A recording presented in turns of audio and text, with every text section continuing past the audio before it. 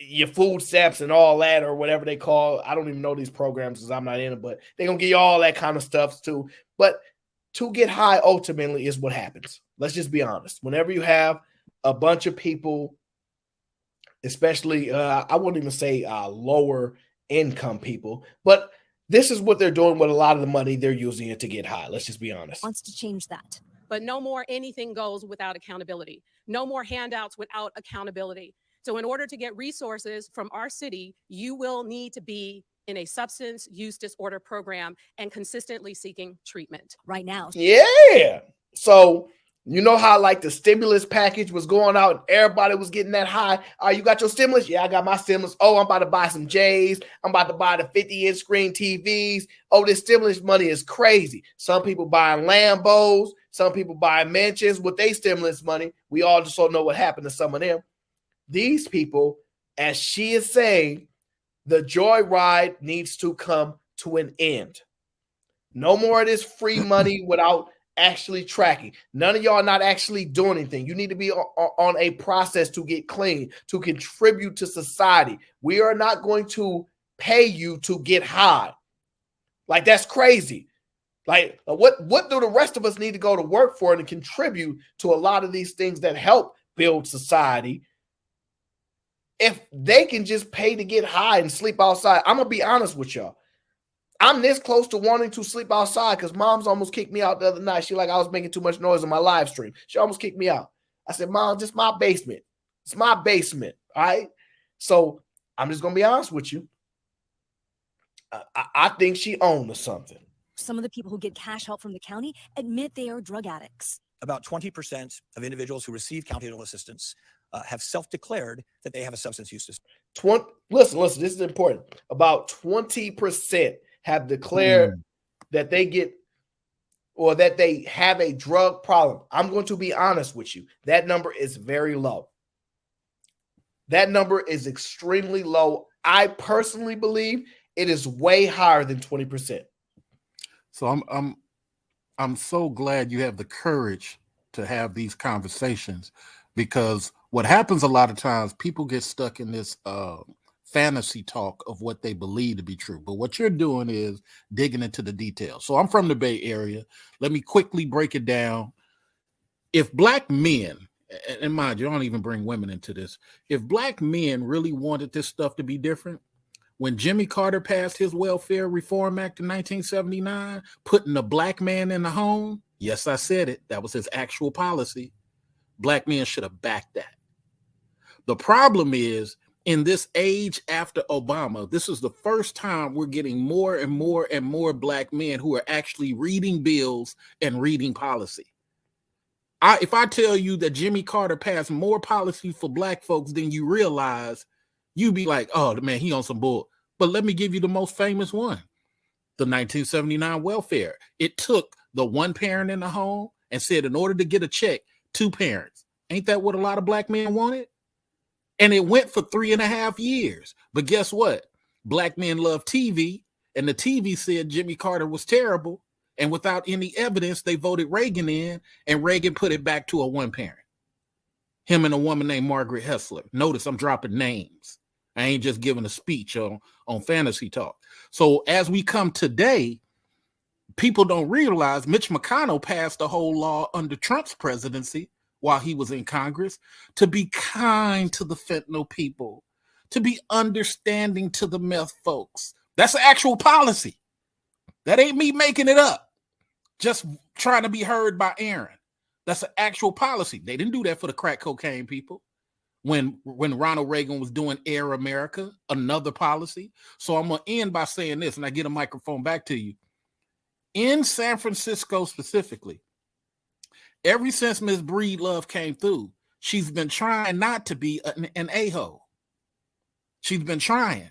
But tech in the Bay Area has been larger and larger, taking more and more, not wanting to pay their taxes, not wanting to do this, not want to do that. So now guess what? We going back to the 1980 Bay Area where homeless people going to start getting locked up. And you speaking from a person who been homeless twice, but I never thought to get a tent. I got back on the broom and I got back at it. These people, unfortunately, going to have to get locked up. They're gonna have to sit down for a while because they out here burning stuff, stealing stuff, hopping your fence 3 a.m. in the morning just to steal your bicycle, and they already got 59 bicycles at their little camp.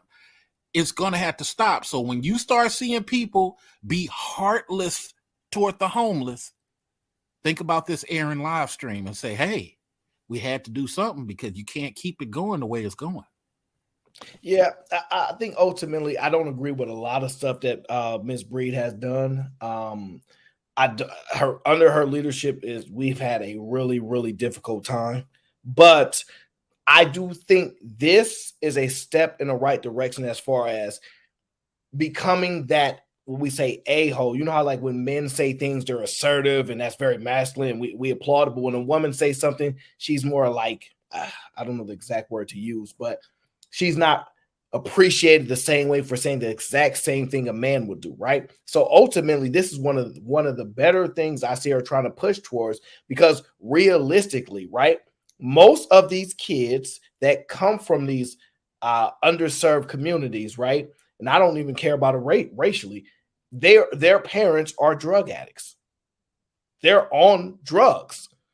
Those parents are night and day different type of parents when they're not on drugs. You can see how the children get a different experience from their own family when they're not dealing with drugs and with their moms and dads being high and things like that. The children get a different opportunity, even if they're living in a lower income housing or things like that. Just the fact that your parents are not high and on drugs gives you so much more opportunity, because they're able to assist you even at the lowest level to get some form of ability to get higher and higher to the next level. But when they're on drugs and high all the time, what you're not going to see is any productive parents, any people that are trying to actually come out of that state. And so this is a bump in the right direction as we try to get a hold of this insane crisis. And let's be honest, drugs are an issue. As somebody that's not a non-drug user, a non-alcohol user, I'm probably a little bit more stringent on it because I don't use any of this stuff. And I know some people would like to say, well, Hollywood people get high all the time. Well, they ain't getting supplied by the government with funds for them to get high with typically, okay? Disorder. The executive director of SF Human Services Agency believes that number is actually higher. Mm-hmm. The Department of Homelessness and Supportive Housing did a survey in 2022, along with their homeless count, where 52% of homeless individuals surveyed self-disclosed that they had a substance use disorder. Supervisor Matt Dorsey stands by the proposal. I believe it will better incentivize treatment and recovery for a population that is at wildly disproportionate risk for drug addiction and drug overdose fatalities. We heard from several people who oppose the proposition. Board of Supervisors President Aaron Peskin released a statement saying Breed should focus on stopping dealers. Oh my. If you've ever seen people, their body is just shut down. They're hunched over, barely can walk. You almost are. There used to be a time when you was homeless and they didn't automatically default you as a drug addict. We've got to the point now, if someone says I'm homeless, we automatically think they're a drug addict. That's how far we have either devolved or evolved into something. Something essentially must be done, because this crisis is beyond, I don't know if it's beyond repair, but we got to make some attempts at it. We have to do something. 30 seconds. This is an easy thing to fix. What I first do, I would double tax the tech industry that's out there. Hey, if you have a tech company, no more not paying your taxes for 8 years and 14 years, I am going to hit you in the pocket because you have been taking advantage of Silicon Valley. You need to kick in. Number two, I create a secondary toll booth for the South San Francisco and leaving, going back into the East Bay. Oh yeah. Because look, if I need these extra funds, I need these extra funds. I'm not going to take it out the homeowner. So you need that work. You coming from Concord to work in San Francisco and get that San Francisco money? Guess what? I'm going to hit you coming in. I'm going to hit you going out. You can hate it all you want to. Well, last point. Yeah. And even if you don't like none of that, if I do the funds and take the people off the street, now I have to work with the prosecutor and take the pressure off him and say, I, as Breedlove, am telling the prosecutor to double either the fines or the time, and let the convicted person decide which one they want to do. Because you're not going to be robbing stuff. You're not going to be sleeping out there. You're going to have a choice. You're going to either pay the fine or do the time. You go back out and do the same thing, then you must want to be in jail, and we're going to have to do that. That's the only way to clean that up. Well, I disagree with a whole lot of that. I don't believe taxing the rich is going to work. I haven't seen anywhere where it's been proven to be effective. Ultimately, misappropriation of funds tends to be more of the issue, or allocation thereof. Nobody's been able to successfully tax the rich because they know how to use the tax code better than anybody. And if you do put them in a stranglehold, they will then just move their business, which will then bankrupt your cities typically. So ultimately, that I don't know if that's a solution to this particular problem, because I don't know what giving money would do to assist drug addicts. I don't understand why you think taxing rich people would. Okay, here's why. Because generally, if your companies move, you go back to the levels that you were before the company started there. So that's not neither here nor there mathematically. Okay. The second thing is, we're talking about extra funds. I've been in politics since Eazy went into the White House and had dinner with 41. So I'm talking about how the process of politics works. You need these extra funds to make these moves. Lastly, give the microphone back to you. What I'm saying is that in order to affect change upon this culture that has been developed, you cannot have start and stop money. You have to have money coming in so that you can deal with this mountain that is this homeless and everything epidemic. If you go after the dealers, as this video say, yes, you can do that, because most of the dealers are the people who own shops. Little known fact, most of the crime crews are people who own shops. You'll see them hanging out in front. They dealing. So I say all that to say this: there is a culture shift that you're going to have to implement, and it does involve taking a person who's lying there on the street, picking them up, putting them in the van, and have the prosecutor put them in the system and decide, hey, you're going to pay a $500 fine, or you're going to do 200 days. Which one you want to do? And I'm going to tell you, the person that does the 200 days still getting a hot meal and sleeping. They still getting it, but you start seeing less and less of them on the block. Now, lastly, for the remaining people, you start hitting them with criminal things. When people are out there doing criminal things, even if it's just urinating, that's not $100 fine no more. We're kicking that up to $500. I don't want to hear people be upset at it, because you need to stop it. But you could do you could pay the $500, or you can do 150 days, whichever one you want. But we need a process that corrects the culture. Politics is about culture, and we have a culture of homelessness and drugs in the tenderloin, and you need something to break it, another policy to break it. Let me get through the rest of this video, then we'll reconvene. And open-air drug markets rather than drug testing people on welfare. He said, quote, "If she can't find the way to prevent several hundred brazen criminals from selling deadly drugs, how does she think she will find the resources to drug test thousands of welfare recipients?" The mayor says the goal of this proposal is to get more people into treatment. This initiative will now go to the Board of Supervisors. So, yeah, okay, I'm going to end it there. So ultimately, if you can't stop drug dealers, why do you think? Listen, let me tell you this, right? People don't like this, right? But this is the truth, like it or not. There's nothing a drug dealer can do to sell me drugs. I don't use them. So the accountability is on me. They can just have something in which I would like to acquire, but they cannot sell. They can have a whole, I got a whole inventory in here. Nope, don't want it, don't need it. So you can't sell to somebody who does not want it.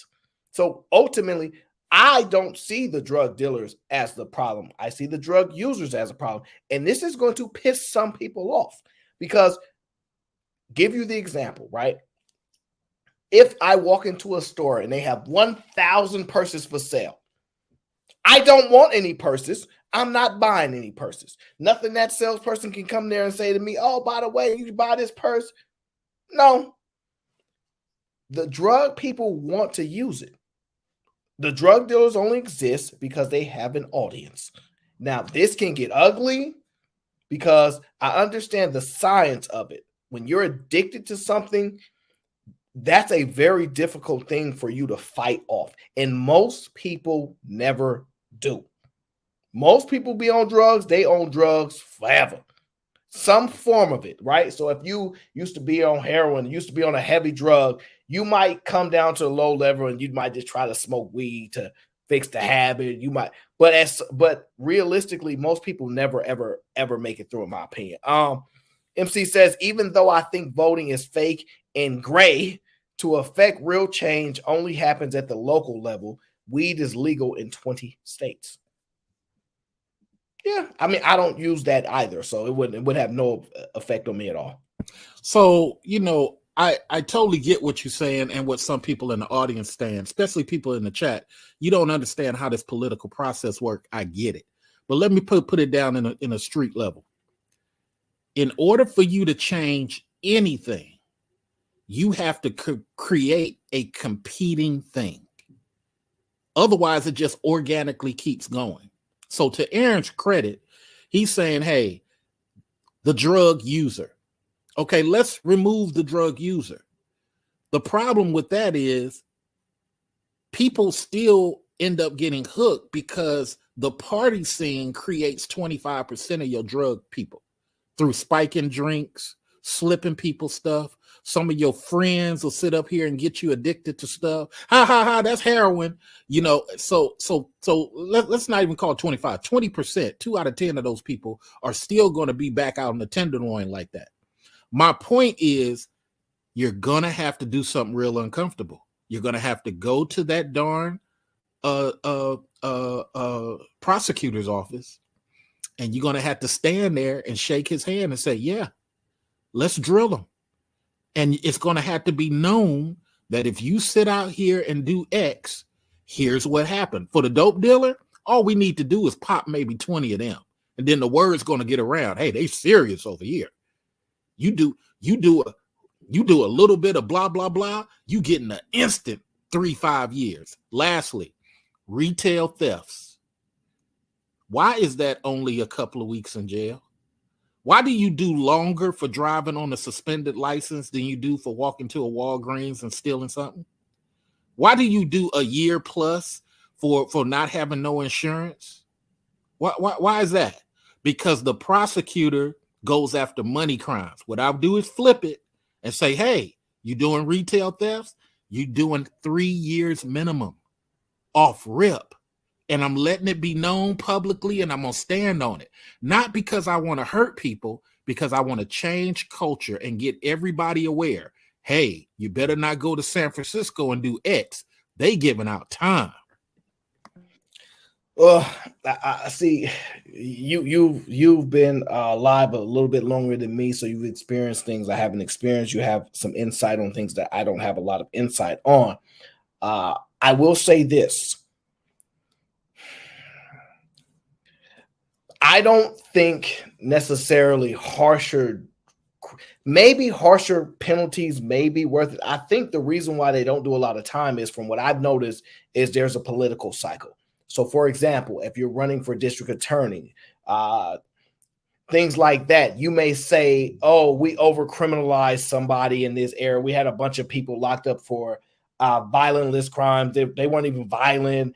We just locked them up. We over-prosecuted that, and we're going to stop that. So they're going to lower the crime penalties for these particular things, and then they're going to over-prosecute something else, right?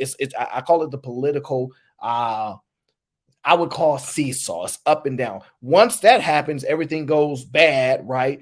You get people upset with what's going on. Hey, they're robbing stores and stuff like that. When those people were just upset with you for putting them in jail for 2 years for stealing food and things from these stores, now you have them so angry again that a new person that's running will say, I'm going to be harsher on crime. I'm going to give them real prompt, just like you. And then they'll vote for them. I think it's political. So I think they're one and the same. Somebody that's going into office will claim that we over prosecuted, and then somebody that left, then somebody else coming in says we didn't prosecute enough, and it's the same cycle. That's what I've noticed. I totally agree, but please understand, especially people in the chat room, all things are political. What is politics? It is one group organizing to work against individuals. Let me say it one more time. It's just one group on the streets, on the block, these dope dealers over here working against the dope dealers who are not banding together. These pimps over here working against the individual prostitutes with no protection. That's all politics is. So if Aaron and I come up with $40 million each and we put a referendum on the voting block for 2025, I don't care if you don't believe in voting. If me and Aaron get that pass, I guarantee that policy starts to affect you and you'll be like, what the hell is this? This ain't fair. That's politics. And the quicker we as a Black community start understanding this unicorn fantasy way of looking at power ain't in your mouth and throat. It's you getting a lobbyist and getting something done if you don't like it. Lastly, when we come back to this thing about what's happening with the homeless, I've been homeless twice. I'm gonna tell you, there's 3 types of homeless people: the people that's trying to get back on their feet, the people that have no friends or family structure to help them mentally, and then there's the people who have given up in such a way that they just want to be part of this new existence called homelessness. So I can't save that last person. I definitely can save the first person. So you know another policy I passed? Because like you said, I don't want to just hurt people. If you hire one of our people who willing to get, I call it the get a broom policy. If you hire one of our people who want to get a broom and get back on their feet, I will alleviate your unemployment taxes. A lot of people don't even know about that. If you hire one of our selected homeless people who trying to get back on their feet, I will take 10% off of your state taxes for your business for the year. See, those things are easy to fix because I understand the political game. But we can't, and this is out to the chat room, we can't just say them white folks and them people. It's about power. You do it on the block every day. You maneuver around power. The people who want to beat you up versus the people who want to shoot. You got to learn how to do it now that we're adults. Go ahead, Aaron. Yeah, no doubt. Jabba says, correction, his name is Unhorse Lee. I forgot about that. Sorry about that, Jabba. Stop trolling me, okay? This is serious conversation, okay? JJ Carvel says, we should be focused on the root causes of these issues, but the problem when digging for roots, you dig up corruption along the way. It's not political. It's a business. 30 seconds before you go to the next one. Yeah, he is absolutely correct. There's not enough Black men that I can bond with and buy a lobbyist. Do you know if I could go buy a lobbyist and put him in the Congress in San Francisco or the Congress in Oakland? I mean, just buy a lobbyist. Call it the Aaron O group. I don't care. And we'll sit up here and get so much done for our little group of 250 Black men. But guess what? We got too many people that just want to, that ain't fair. This ain't right. Let's go march. I hear you, but we all making money now. Time to dig into our pockets and do what the Native Americans do. And I'm going to end by saying this. Native Americans back in February got a whole child support system passed for them. So from Oklahoma to Oregon, it is stated white man can't say nothing to any of our tribesmen. They go through our child support system. You know why they did that? They took that casino money and they bought a lobbyist. Go ahead, Aaron. That is interesting. I don't think but I think maybe the tide is starting to shift a little bit as far as belief in buying politics, because we probably don't believe a lot in the political system. I think that's one of the issues. I think ultimately the first solving of this addiction issue is probably something that has a small chance, because we've gone through cycles where we have high addiction and then addiction lower and high. So it's cyclical as well. I really just don't like politics. I have to read about some things. I have to be up to game on something, but I just can't stand politics because for most of us, we know the game is fixed. We can sit here and try to fight it. We can sit here and have some understanding, but most of us navigate the game. Some of us get in power positions where we can play, like be a real player, but most of us just navigating through life. True. And I think it's just better to identify the players and find a way where you fit in, because most of us is never going to have no real no power to actually affect this much change. Well, until you create your own and have your own legacy, you're going to take it serious on that day, because what happens, unfortunately, groups look for individual milk cows. They look for individual milk cows and make butcher meat out of it. Who's the most powerful? If you take a dude that got 40 million in your neighborhood versus 8 families, who's the most powerful? Matter of fact, 8 families that only make 40,000 a year each. Yeah, I would take the 8 families. Right. So it's all about groups. Groups are going to dominate that $40 million guy. But in the Black community, we think about the guy with the money. He's really a factor. No, because in politics, in City Hall, I'm going to give it back to you, Aaron. In City Hall concept, those numbers, those voting numbers, or that referendum we put on the table, it makes that $40 million guy do what we want. The problem is we don't have enough Black people willing to do what the Chinese do every week. Chinese don't care about politics. They care about policy. And that's why they got so many policy things at their command. Well, but there's a lot of confusion about when we speak to certain communities, right? It's frustrating because I don't see this as a racial problem. I see this as a everybody problem, unless you're in a winning team. Like, unless your team is winning, because there are no Asian group of people where they don't deal with poverty. They have poor people in their group. We have poor people in our group. Every group got poor people. Every group got rich people. Group got middle class people.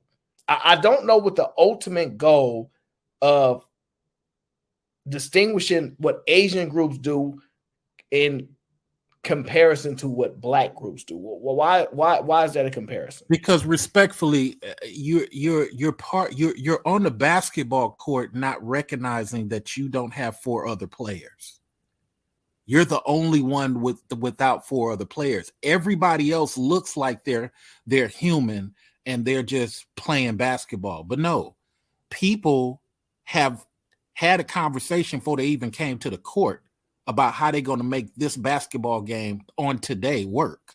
You're the one that's not realizing it, because you're thinking, well, I mean, of course, Chinese people don't get along. The Yellow River people don't get along with the Wuhan people. Wuhan people don't get, but that isn't how they come to it. They come to it like, hey, Mr. Filipino, I don't really like you. I think you basically a Mexican. But on today, when we step on this basketball court, we're going to work together.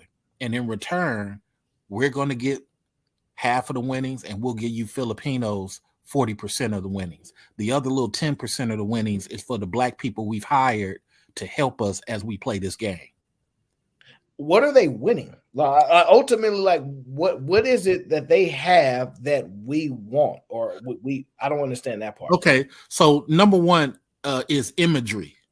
So when you go to any Chinatown, it's their image. You don't see no African images like that. Ain't no Africa Town, ain't no things like that. So when they're putting up their image, they're putting up their writing.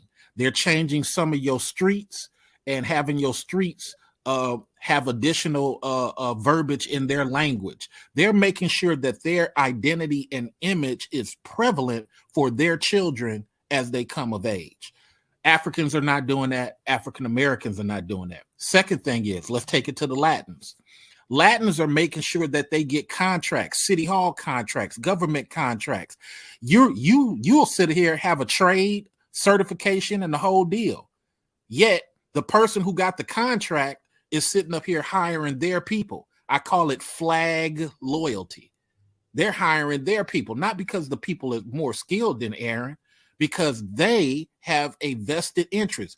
It's happening so much. The EEC just launched a new program called Erase. That's people who are weaponizing the workforce and only hiring their people from their country.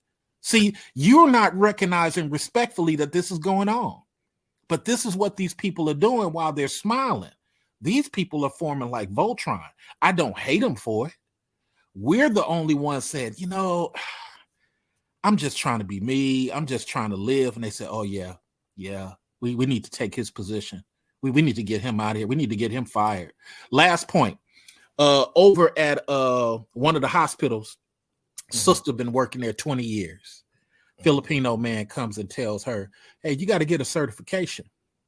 Why? The girl been doing it for 20 years. But, you know, in her arrogance, she just like, you know, I don't see the point. I run everything. I got all the... They fired her so fast, they forgot to get the codes to get into her computer. And they had to wipe her whole computer and lose thousands of dollars. But guess what?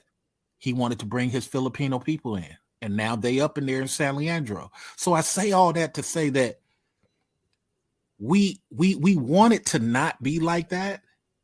But this is why their children get to walk into some things easier than our children, because people are not making a way. People are not making a way. They just doing what they need to do for them. And then when you turn around and Aaron's 40, you like, man, this is some bullshit. Why is this like this? You ain't been paying attention the whole time. Yeah, you may see something that we're not seeing, but the younger people see individualism. Birth rates for every group of women is down. They not trying to have kids either. It don't matter what group their people are voting for. They don't care. The selfishness exists with all young people. They're focused on what they need to do for themselves. This is not groupthink for young people. You may be accurate in the groupthink for middle-aged and older people, but when young people, there is no groupthink. So whatever is occurring now won't occur then. Like, they not about to get together later. That's not how young people work. Well, you know what? Hold on to that, because you might be right, but I want you to hold on to that and see if that's like I give it 7 years. 7 years from now, see if the people in your demographic, like, let's assume you're 20, you don't have to say your age, but let's assume you're 20. And then when you hit 27, see if the Chinese people are still staying individual. See if the 27-year-old Italians are still staying individual. Those people are going to form like Voltron between 25 and 30. And you'll turn around and say like, whoa, what's going on? This wasn't like this when I was 20. That's because I haven't been paying attention. And normally, respectfully, even myself, brother, I didn't think I lived past 26. Mm-hmm. You know, I grew up in Acorn. So, you know, I definitely didn't think I lived past. I was out there gatting and shatting like everybody else. But once you get into this level of the game, you start seeing power like, golly, I didn't realize this was going on all this time. This is some bullshit. Well, I'm from the city, so a lot of Asian people here. I talk to their parents all the time. Their kids are not getting married. The pressure that used to exist when you're 25 and left over, you being second generation and all the principles are dissipating slowly but surely. They can't even get their own sons to marry, their daughters to marry. They are foregoing children as well. They are pursuing careers. They're independent. They have feminism views as well. And that's one of the more stronger communities when you look back historically. They are getting broken down by this whole system as well. They are not free from it. They may look more put together because their previous generation was stronger. But if you look at the younger people, they are no different. Asian people, white people, black people, the young people are not the same as our previous generations. We are very much, I don't want to necessarily say selfish, but we are not operating with groupthink. We're just not. Like I said, I respect that. I just want to see how long it's going to hold, because I work in medical. You're absolutely right. Now that we switched the conversation to married, you're absolutely right. They're not getting married. It's the Indians and Pakistanis doing that. So the Asian community is not doing that. I've gone to my third, I was in Emeryville at my third Pakistani woman or Indian woman Indian woman, Black American man wedding. That's my third this year. Okay. These women are strategically walking up to incel guys who are in these industries making good money, saying, "Hey, how you doing? Let's go have coffee. Treat on me. Hey, how you doing? I brought you a sandwich." Hey, oh, they level of the pimp game is serious for India and Pakistan. Now, Asian, I give you that. Even a lot of Filipinos, I give you that. I go to a Filipino club over in your city, Raven. Shout out to a Raven Bar. So, but the level of the game is the same. Hey, how you doing? You dress nice. They trying to get somewhere. Lastly, my medical, I've worked in fertility. Sir, the amount of Asian women trying to have white babies for their white fiance is majority of what I see on a daily basis. Third attempt at pregnancy. Fourth attempt at pregnancy. Latinos, back to Asian female. Sir, people are strategically making these moves. So while you might be correct, because I want to meet you in the middle, that a lot of people in your demographic are not doing it, they just having fun. I want you to look up at the 34-year-olds and see if they're still holding that to be true. Because a lot of those 34-year-olds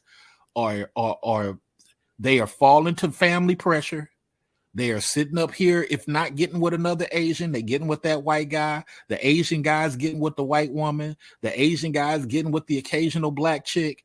People are forming these families, and everybody ain't in a house by themselves just going to work.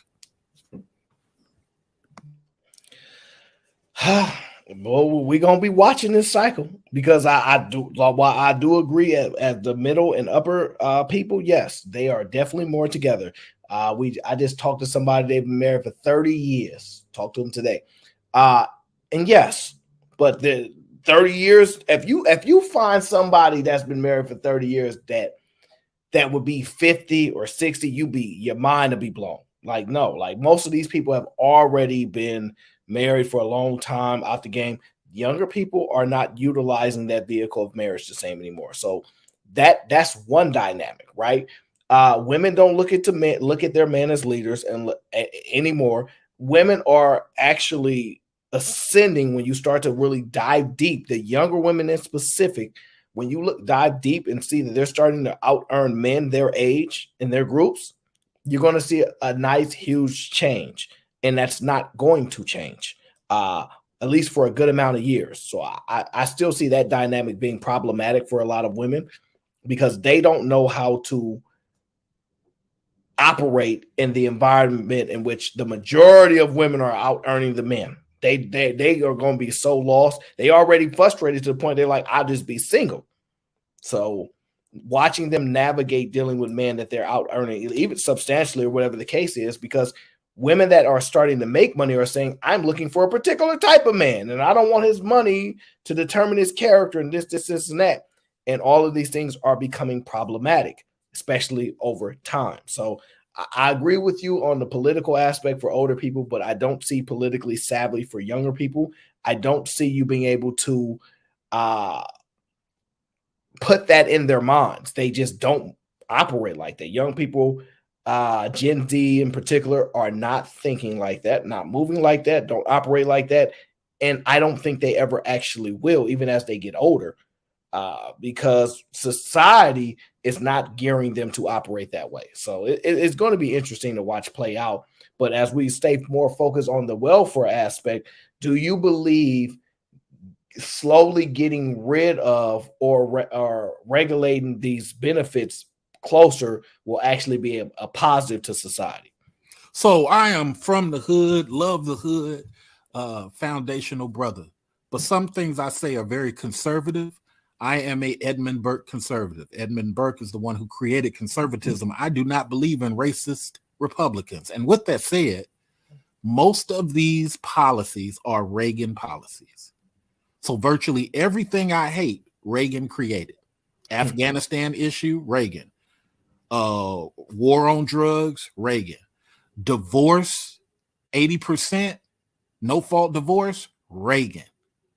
Tax code for single people, pretending to be head of household. Reagan. I can go on and on and on and on. So if we do change this welfare thing, as you said earlier, and I did scroll back before I came on, to where you have to be accountable in some form of fashion or show proof or things of that nature. Here in California, what did we do when we said to the women, you're going to have to not be on this welfare forever. You're going to have to get a job. You saw them go crazy and get mad, and they brought some beta brothers with them too, right? So that's what's going to happen if you do that to the system. We will survive. Women will just get better. But I want to put this in your ear, especially when you bring up young people. Notice how many young black women is taking over jobs that the young black boy used to get. A lot of these black women are not jobs. Oh, security, construction, warehouse. You see them all up in there. You go to a warehouse, you see that sister on the forklift. You go to the security. You see that girl that's can't chase nobody down, can barely write with a pen and paper. She doing it. And what is the boy doing? He's breaking into Gucci, stealing Gucci purses so he can sell them. So we got a problem. I think that come 30, 37 years old, as I predict, Aaron, if you remember this conversation, you're going to look around. Oh, shout out to the chat, trucking too. I forgot that. I think Aaron's going to look around at 37 years old and say, damn, Mr. Research was right. This is some bullshit. I thought these young people's going to stay like that. These people have flipped. And my last point, I don't say it to try to be an a-hole or try to be right. This is a warning out of love. We can't talk about these unicorns and can't draw a map to where the unicorns are. I'm drawing you a map to where the stallions are, and they running free. You better grab you one so you have something before it gets cold.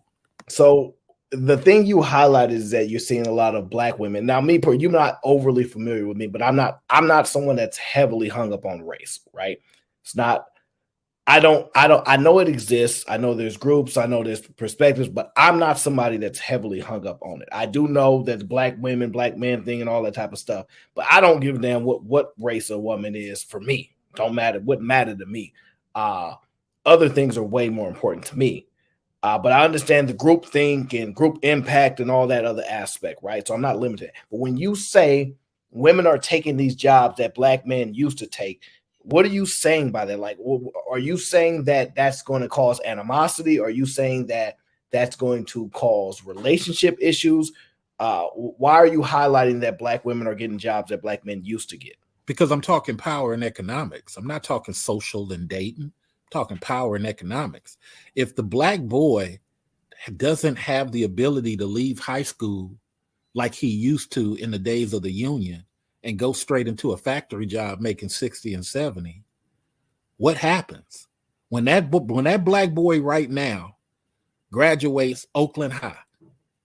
What are his real options when he's competing against Aaron, me, and a bunch of other people, and 10% of the job the women have?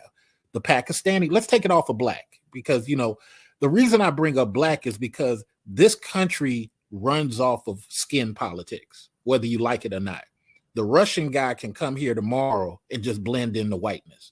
He can leave the fields of Ukraine right now. If he gets stopped by a police officer ain't gonna say, hey, that's an accent. Where are you from? I'm gonna write that down. No, he's gonna put him down as white. The black guy from Morocco is gonna get put down as black. The Somali guy is gonna get that put down in black. So we got black infrastructure politics that run through this thing regardless. So my point is, the girl, let's call her Egyptian. She's taking these, she's in these what used to be male spaces more so than guys are in female spaces. Mathematically, you're going to have less places for that young boy to go. He's more inclined then to get it out the mud. And you're going to see more and more of that. But like I said,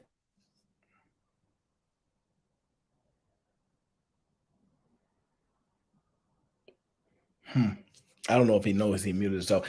See, Okay, yeah, I didn't. But go ahead, rock out. You muted yourself. But you have to understand that things evolve. Jobs become more complex or overly simplified, meaning we can get a robot to do the jobs that somebody that just left high school. That's no longer the ground level. You must be overly competent to navigate in a world where a high school diploma is no longer sufficient enough for you to excel at a medium level. You have to then compete in the other arena, which is either education, build a business, but just going from high school to some of these trades, one, is twofold. One, they don't genuinely want to do it.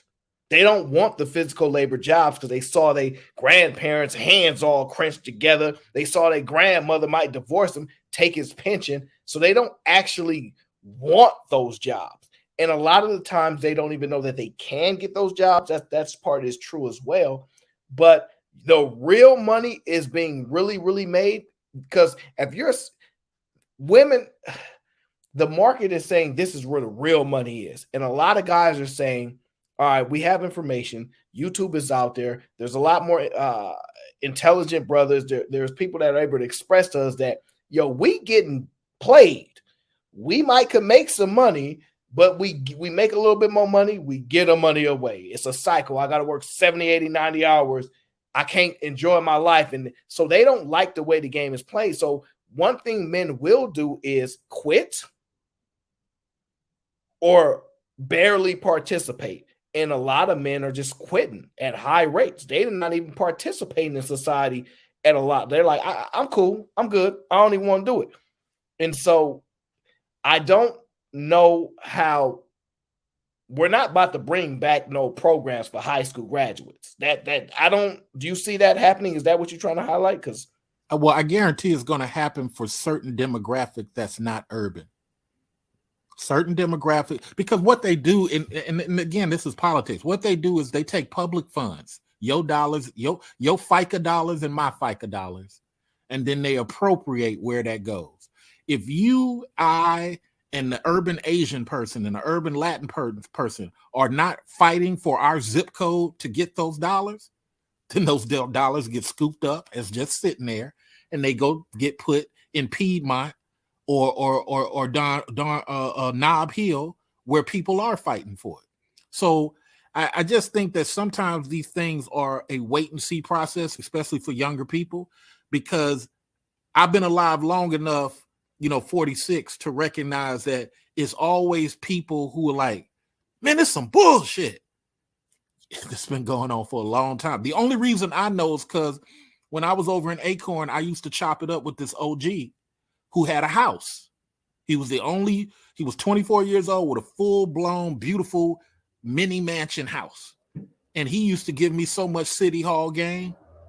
And that's what got me to opening my eyes and seeing it, to where, oh, okay, this is why this happens this way. And other people start falling off because they're like, man, I ain't worried about that. I'm just existing.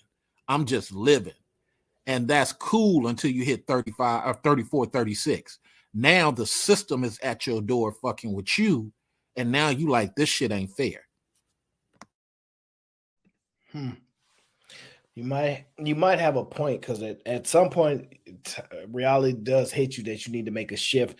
But we don't it's a cold game because we don't have no systems in place for middle-aged people. We have programs for 18 and 26-year-olds.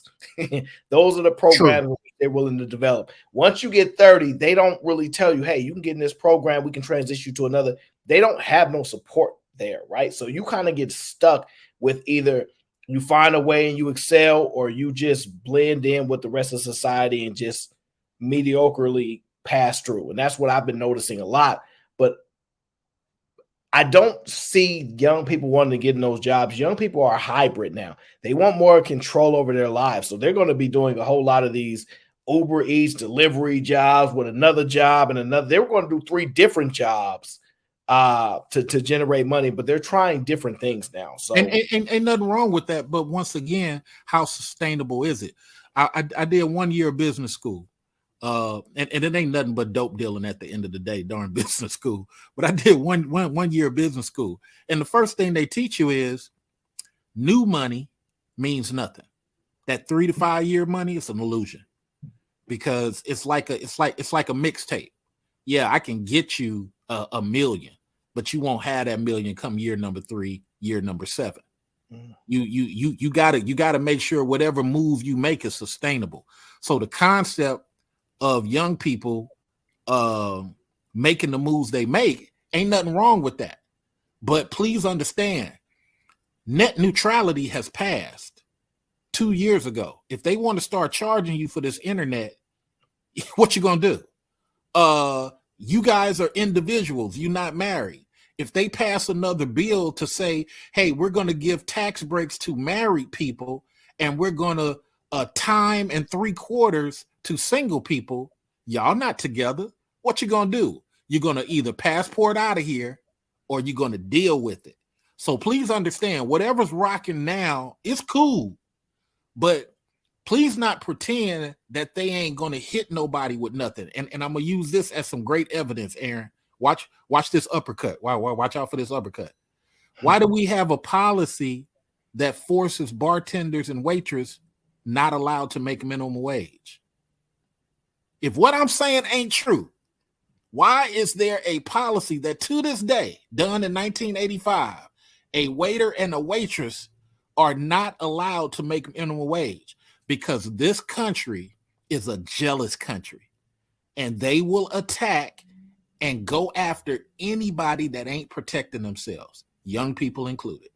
now I'm not familiar with that. When you say not allowed, you're saying if I owned a bar, I couldn't tell you what I'm willing to pay you per hour? I'm telling you, if you go to any job in America and you apply as a waiter or a waitress, you will make half of what the McDonald's guys make. That's a different statement. So I'm going to reiterate again. Are you telling me that I can't pay somebody what I want to pay them and I have to pay them less than minimum wage, or that the laws allow me to pay them less than minimum wage? I'm saying that you can pay a person what you will, but now you're going to have to pay the taxes at the rate higher than what you would normally pay, because they're not allowed to make minimum wage. So if you pay somebody a full minimum wage, you're going to have to pay the state as if you're paying 2 employees. You are not allowed to pay them that and still make it part of your income sheet. Now you can pay them under the table. Yeah, you could do that. But if you say, no, I refuse to listen to the government. If the guy at McDonald's is making $16, I'm gonna pay you $16. And guess what the IRS and your accountant is gonna say at the end of the year? Oh yeah, when you did that, so now that's a double rate. I mean, what are you talking about? No, yeah, because your records show that you paid JoJo 16. So the government is going to tax you as if that's 2 people. Man, that's some bullshit. My cousin worked for the IRS, and he said that's how it is. So they're not allowed to make that. So my point is that the government passed the law to make that happen because they was just jealous of seeing people pocket untaxed money. And I'm just saying the government is a funny monster, brother. In 5-10 years, you don't know what they're gonna pass against the citizen. Matter of fact, one more thing. Why is there a right to work act? Why is there a right to work act saying that that I need a policy as a business that stops people from forming a union if they legally choose to, and I need a policy that allows me to get rid of Aaron for any reason and still not get penalized. Hey, Aaron, your shoes are untied. That that's unsafe. I'll see you later. Why do you need a policy for that? One more, even NAFTA. Aaron wants to create a business in India, but he still wants to claim that he's an American, so don't tax him and hit him with a tariff. Huh? Aaron, you're going outside of America to create your business and you selling back to us. I'm going to tax you. No, please.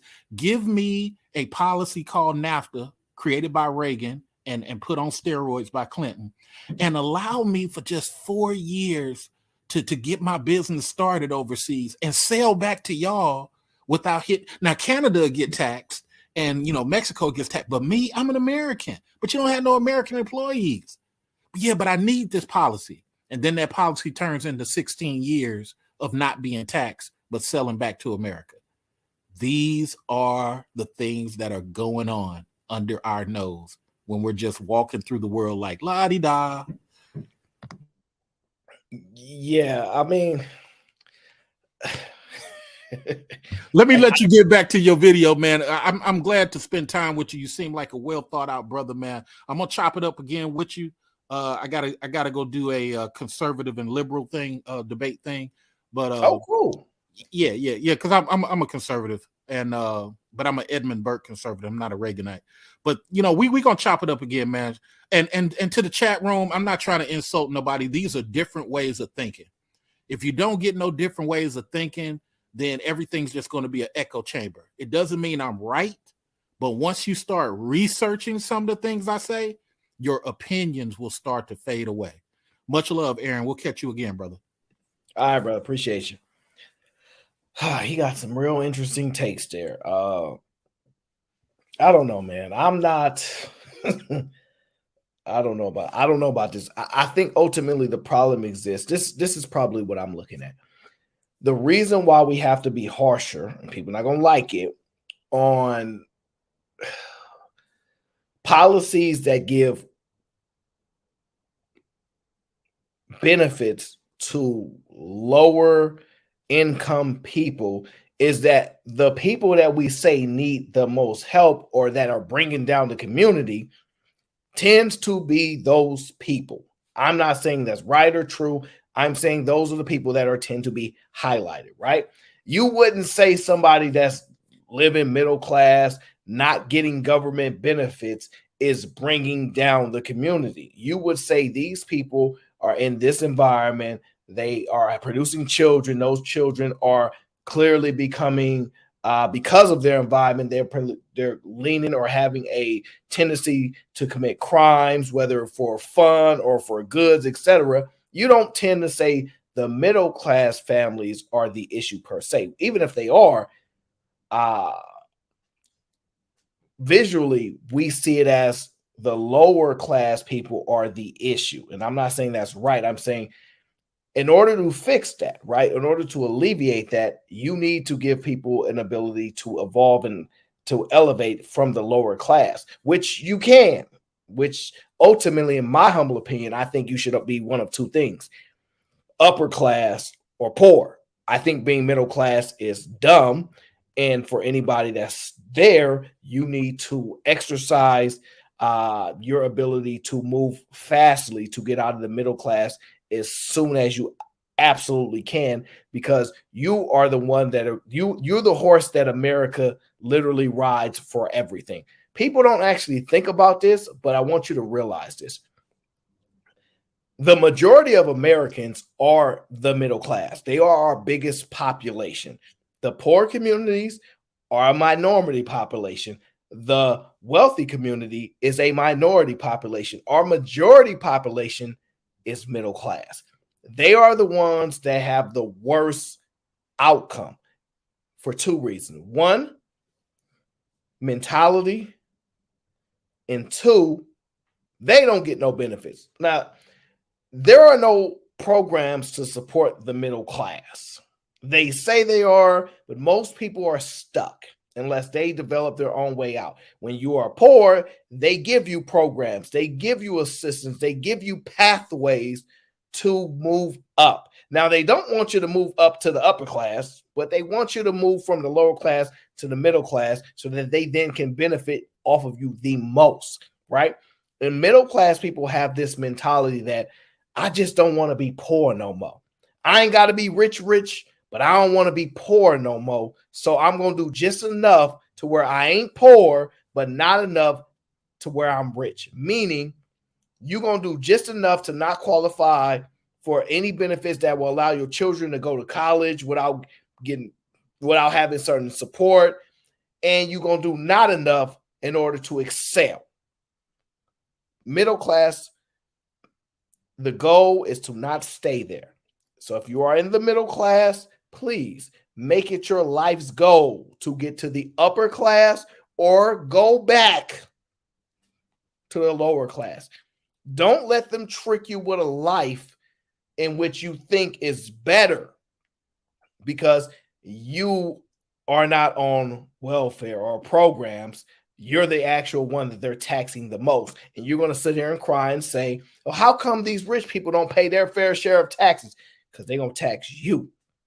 They come in for your money. Ultimately, all these new tax IRS members, they come in for the middle class. They know they can't beat the person with the high-powered lawyer and tax attorney and stuff like that. They know that. They know that they don't have to realize gains and they're trying to pass laws to where they can kind of tax you on unrealized gains. We'll see how that plays out. I think you're not going to beat them, but I'm willing to watch it play out. But ultimately, you have to realize your mind is going to be, let me work a few more hours. They're going to tax me on these few more hours and I'm going to just get by. And you're going to realize that the people in the upper class are going to say, let me just get some debt strategically. Maybe I will collateralize maybe an investment account or this particular thing so I can get all this debt for the free and not be taxed on it. And now because I have all this money, I can then place it in a vehicle that can generate me a return or put me in a place where I can increase my cash flow without being taxed at the rate that you're taxed at, because they want capital gains tax rates.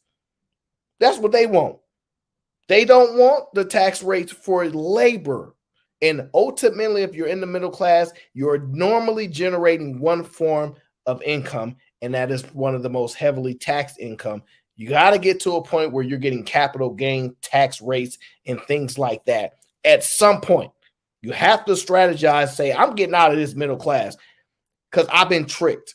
And the only people that has been truly tricked and the most enlightened people are the elite people and the poor people. Because the poor people, they got some smarts on them. They just haven't found a way to manipulate themselves until they win yet. But they smart enough and they do just enough to go to the line, go to jail, or just enough to edge that line to where they're like, dang, bro, you weren't doing nothing.